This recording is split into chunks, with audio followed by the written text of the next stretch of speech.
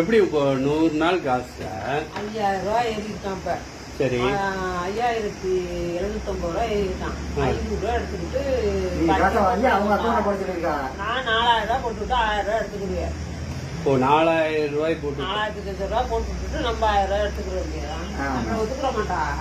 அவங்க என்ன சொல்றாங்க? 5700 ரூபாய் போடுவாங்களாமா? 5750 ரூபாய் ஏறி இருக்கான். சரி, அது நீங்க அதுல எவ்வளவு எடுத்துக்கணும்? 500 ரூபாய் நீங்க எடுத்துக்கிறது அப்படின்னா 5700 ரூபாய்க்கு 500 ரூபாய் மட்டும் தான் உங்களுக்கு. 5200 ரூபாய் அவங்களுக்கு 100 நாள் வேலை திட்டத்துக்கு.